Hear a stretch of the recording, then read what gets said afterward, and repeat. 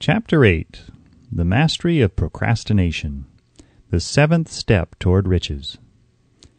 Accurate analysis of over 25,000 men and women who had experienced failure disclosed the fact that lack of decision was near the head of the list of the 30 major causes of failure. This is no mere statement of a theory. It is a fact. Procrastination, the opposite of decision, is a common enemy which practically every man must conquer. You will have an opportunity to test your capacity to reach quick and definite decisions when you finish reading this book and are ready to begin putting into action the principles which it describes.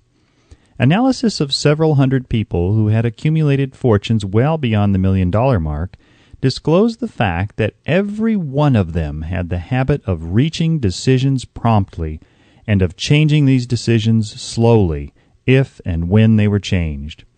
People who fail to accumulate money, without exception, have the habit of reaching decisions, if at all, very slowly, and of changing these decisions quickly and often.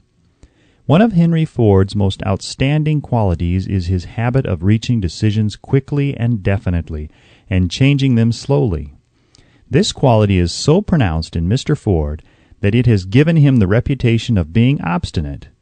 It was this quality which prompted Mr. Ford to continue to manufacture his famous Model T, the world's ugliest car, when all of his advisors and many of the purchasers of the car were urging him to change it.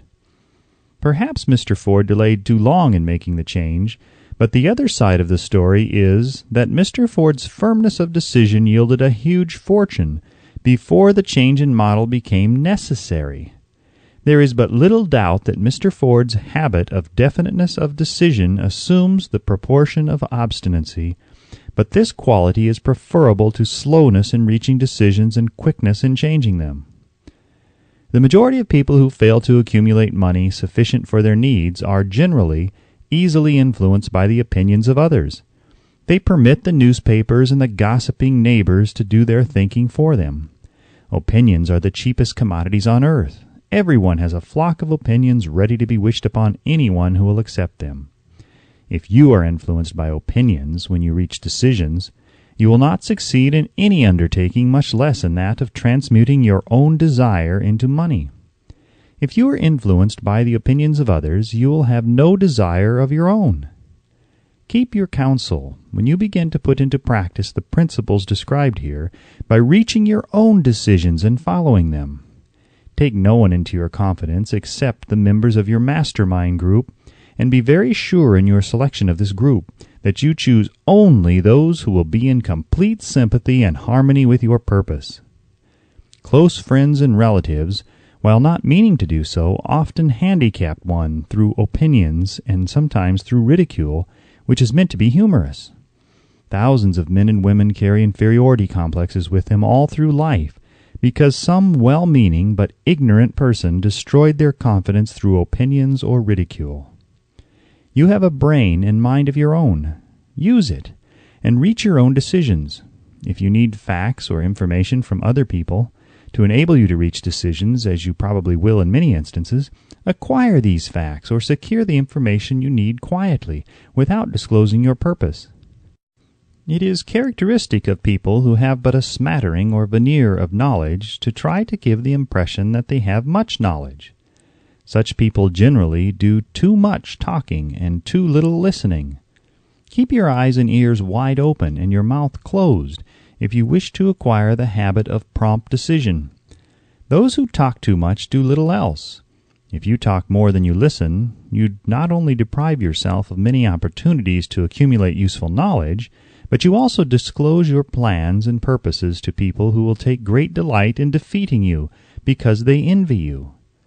Remember also that every time you open your mouth in the presence of a person who has an abundance of knowledge, you display to that person your exact stock of knowledge or your lack of it. Genuine wisdom is usually conspicuous through modesty and silence. Keep in mind the fact that every person with whom you associate is, like yourself, seeking the opportunity to accumulate money. If you talk about your plans too freely, You may be surprised when you learn that some other person has beaten you to your goal by putting into action ahead of you the plans of which you talked unwisely. Let one of your first decisions be to keep a closed mouth and open ears and eyes. As a reminder to yourself to follow this advice, it will be helpful if you copy the following epigram in large letters and place it where you will see it daily. Tell the world what you intend to do, but first show it. This is the equivalent of saying that deeds and not words are what count most. Freedom or death on a decision. The value of decisions depends upon the courage required to render them. The great decisions, which served as the foundation of civilization, were reached by assuming great risks, which often meant the possibility of death.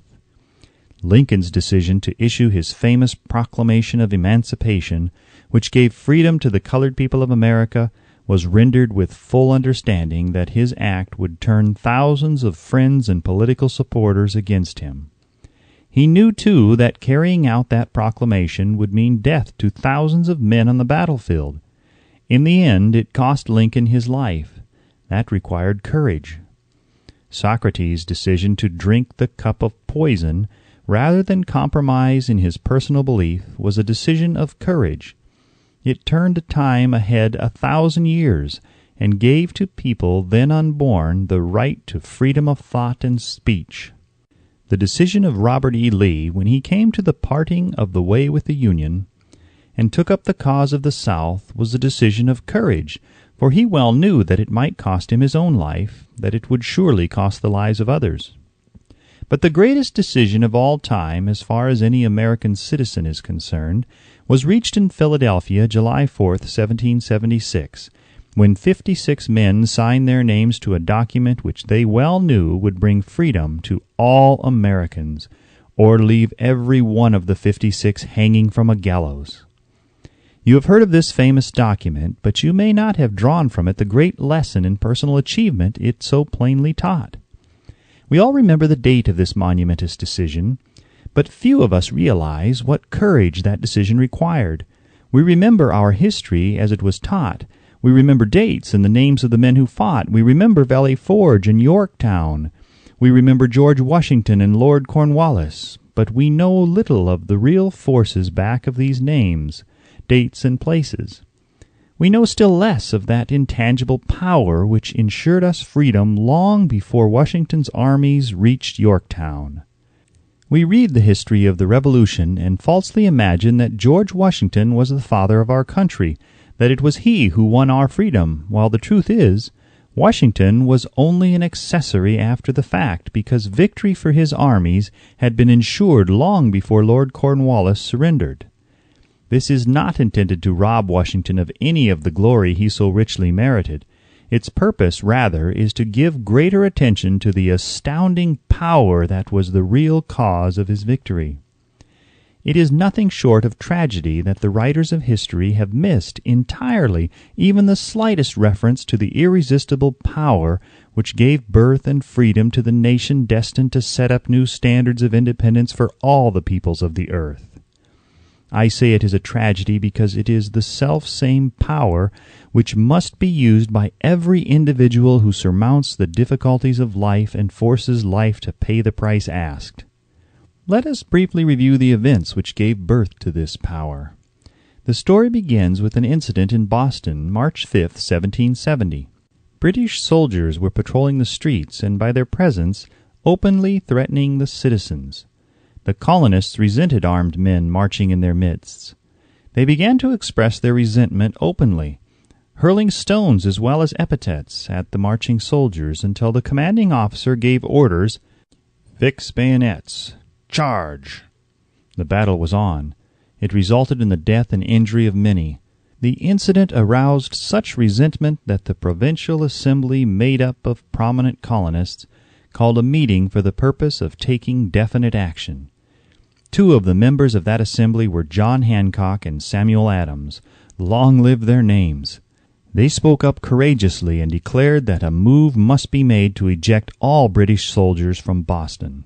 Remember this: A decision in the minds of two men might properly be called the beginning of the freedom which we of the United States now enjoy. Remember, too, that the decision of these two men called for faith and courage because it was dangerous. Before the assembly adjourned, Samuel Adams was appointed to call on the governor of the province, Hutchinson, and demand the withdrawal of British troops. The request was granted. The troops were removed from Boston, but the incident was not closed. It had caused a situation destined to change the entire trend of civilization. Strange, is it not, how the great changes, such as the American Revolution and the World War, often have their beginnings in circumstances which seem unimportant? It is interesting also to observe that these important changes usually begin in the form of a definite decision in the minds of a relatively small number of people. Few of us know the history of our country well enough to realize that John Hancock, Samuel Adams, and Richard Henry Lee of the province of Virginia were the real fathers of our country. Richard Henry Lee became an important factor in this story by reason of the fact that he and Samuel Adams communicated frequently by correspondence, sharing freely their fears and their hopes concerning the welfare of the people of their provinces. From this practice, Adams conceived the idea that a mutual exchange of letters between the 13 colonies might help to bring about the coordination of efforts so badly needed in connection with the solution of their problems. 2 years after the clash with the soldiers in Boston, March 72, Adams presented this idea to the Assembly in the form of a motion that a correspondence committee be established among the colonies with definitely appointed correspondents in each colony for the purpose of friendly cooperation for the betterment of the colonies of British America. Mark well this incident. It was the beginning of the organization of the far-flung power destined to give freedom to you and to me. The mastermind had already been organized. It consisted of Adams, Lee, and Hancock. I tell you further that if two of you agree upon the earth concerning anything for which you ask, it will come to you from my Father who is in heaven. The Committee of Correspondence was organized. Observe that this move provided the way for increasing the power of the mastermind by adding to it men from all the colonies. Take notice that this procedure constituted the first organized planning of the disgruntled colonists. In union there is strength. The citizens of the colonies had been waging disorganized warfare against the British soldiers through incidents similar to the Boston riot, but nothing of benefit had been accomplished. Their individual grievances had not been consolidated under one mastermind. No group of individuals had put their hearts, minds, souls, and bodies together in one definite decision to settle their difficulty with the British once and for all, until Adams, Hancock, and Lee got together. Meanwhile, the British were not idle. They, too, were doing some planning and masterminding on their own account, with the advantage of having back of them money and organized soldiery. The Crown appointed Gage to supplant Hutchinson as the governor of Massachusetts. One of the new governor's first acts was to send a messenger to call on Samuel Adams for the purpose of endeavoring to stop his opposition by fear. We can best understand the spirit of what happened by quoting the conversation between Colonel Fenton, the messenger sent by Gage, and Adams. Colonel Fenton: I have been authorized by Governor Gage to assure you, Mr. Adams, that the governor has been empowered to confer upon you such benefits as would be satisfactory. Endeavor to win Adams by promise of bribes, upon the condition that you engage to cease in your opposition to the measures of the government. It is the government's advice to you, sir, not to incur the further displeasure of His Majesty. Your conduct has been such as makes you liable to penalties of an order of Henry VIII, by which persons can be sent to England for trial for treason or misprision of treason at the discretion of a governor of a province. But by changing your political course you will not only receive great personal advantages, but you will make your peace with the king. Samuel Adams had the choice of two decisions. He could cease his opposition and receive personal bribes, or he could continue and run the risk of being hanged. Clearly the time had come when Adams was forced to reach instantly a decision which could have cost his life. The majority of men would have found it difficult to reach such a decision.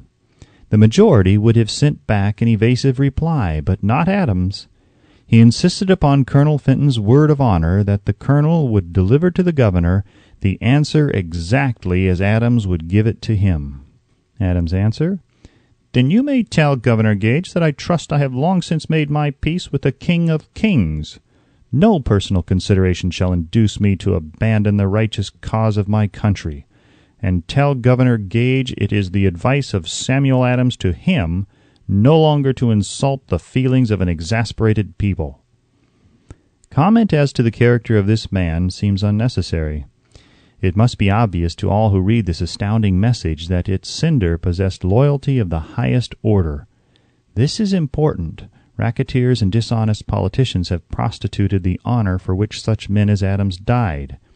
When Governor Gage received Adams' caustic reply, he flew into a rage and issued a proclamation which read, "I do hereby, in His Majesty's name, offer and promise His most gracious pardon to all persons who shall forthwith lay down their arms and return to the duties of peaceable subjects, excepting only from the benefit of such pardon Samuel Adams and John Hancock, whose offenses are too flagitious a nature to admit to any other consideration but that of condign punishment."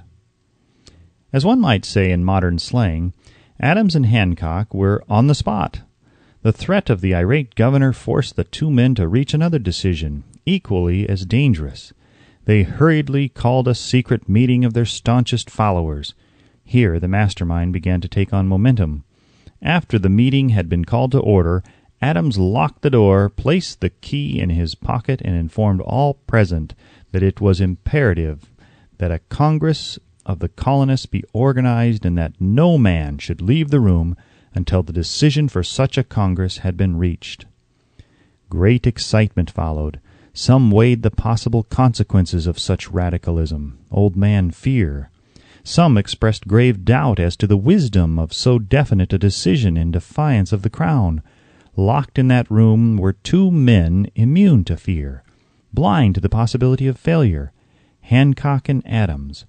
Through the influence of their minds, the others were induced to agree that, through the Correspondence Committee, arrangements should be made for a meeting of the First Continental Congress to be held in Philadelphia, September 5th, 1774.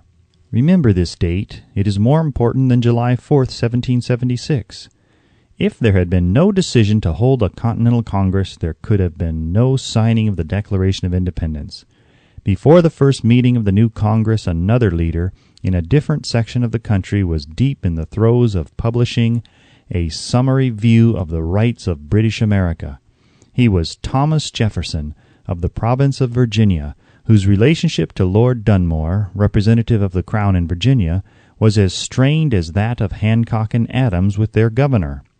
Shortly after his famous Summary of Rights was published, Jefferson was informed that he was subject to prosecution for high treason against His Majesty's government. Inspired by the threat, one of Jefferson's colleagues, Patrick Henry, boldly spoke his mind, concluding his remarks with a sentence which shall remain forever a classic: "If this be treason, then make the most of it."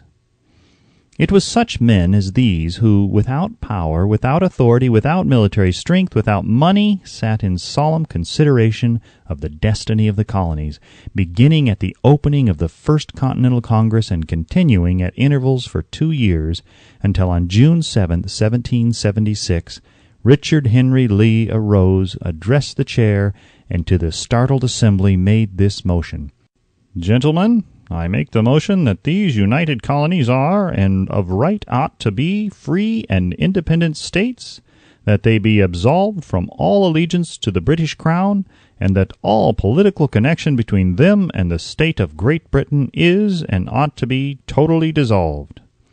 Lee's astounding motion was discussed fervently, and at such length that he began to lose patience. Finally, after days of argument, he again took the floor, and declared in a clear, firm voice, "Mr. President, we have discussed this issue for days. It is the only course for us to follow. Why then, sir, do we longer delay? Why still deliberate? Let this happy day give birth to an American republic. Let her arise not to devastate and to conquer, but to reestablish the reign of peace and of law. The eyes of Europe are fixed upon us. She demands of us a living example of freedom that may exhibit a contrast in the felicity of the citizen to the ever-increasing tyranny. Before this motion was finally voted upon, Lee was called back to Virginia because of serious family illness, but before leaving he placed his cause in the hands of his friend, Thomas Jefferson, who promised to fight until favorable action was taken. Shortly thereafter, the President of the Congress, Hancock, appointed Jefferson as chairman of a committee to draw up a Declaration of Independence. Long and hard the committee labored on a document which would mean, when accepted by the Congress, that every man who signed it would be signing his own death warrant should the colonies lose in the fight with Great Britain, which was sure to follow. The document was drawn, and on June 28 the original draft was read before the Congress. For several days it was discussed, altered, and made ready. On July 4, 1776, Thomas Jefferson stood before the Assembly and fearlessly read the most momentous decision ever placed upon paper. When, in the course of human events, it is necessary for one people to dissolve the political bands which have connected them with another, and to assume among the powers of the earth the separate and equal station to which the laws of nature and of nature's God entitle them, a decent respect to the opinions of mankind requires that they should declare the causes which impel them to the separation. When Jefferson finished, the document was voted upon, accepted, and signed by the 56 men, every one staking his own life upon his decision to write his name. By that decision came into existence a nation destined to bring to mankind forever the privilege of making decisions. By decisions made in a similar spirit of faith, and only by such decisions, can men solve their personal problems and win for themselves high estates of material and spiritual wealth. Let us not forget this. Analyze the events which led to the Declaration of Independence and be convinced that this nation, which now holds a position of commanding respect and power among all nations of the world, was born of a decision created by a mastermind consisting of 56 men. Note well the fact that it was their decision which ensured the success of Washington's armies, because the spirit of that decision was in the heart of every soldier who fought with him, and served as a spiritual power which recognizes no such thing as failure. Note also, with great personal benefit, that the power which gave this nation its freedom is the self-same power that must be used by every individual who becomes self-determining. This power is made up of the principles described in this book. It will not be difficult to detect in the story of the Declaration of Independence at least 6 of these principles: desire, decision, faith, persistence, the mastermind, and organized planning. Throughout this philosophy will be found the suggestion that thought, backed by strong desire, has a tendency to transmute itself into its physical equivalent. Before passing on, I wish to leave with you the suggestion that one may find in this story, and in the story of the organization of the United States Steel Corporation, a perfect description of the method by which thought makes this astounding transformation. In your search for the secret of the method, do not look for a miracle, because you will not find it. You will find only the eternal laws of nature. These laws are available to every person who has the faith and the courage to use them. They may be used to bring freedom to a nation or to accumulate riches. There is no charge save the time necessary to understand and appropriate them. Those who reach decisions promptly and definitely know what they want and generally get it. The leaders in every walk of life decide quickly and firmly. That is the major reason why they are leaders. The world has the habit of making room for the man whose words and actions show that he knows where he is going. Indecision is a habit which usually begins in youth. The habit takes on a permanency as the youth goes through graded school, high school, and even through college, without definiteness of purpose. The major weakness of all educational systems is that they neither teach nor encourage the habit of definite decision. It would be beneficial if no college would permit the enrollment of any student unless and until the student declared his major purpose in matriculating. It would be of still greater benefit if every student who enters the graded schools were compelled to accept training in the habit of decision and forced to pass a satisfactory examination on this subject before being permitted to advance in the grade. The habit of indecision, acquired because of the deficiencies of our school system, goes with the student into the occupation he chooses, if, in fact, he chooses his occupation. Generally, the youth just out of school seeks any job that can be found.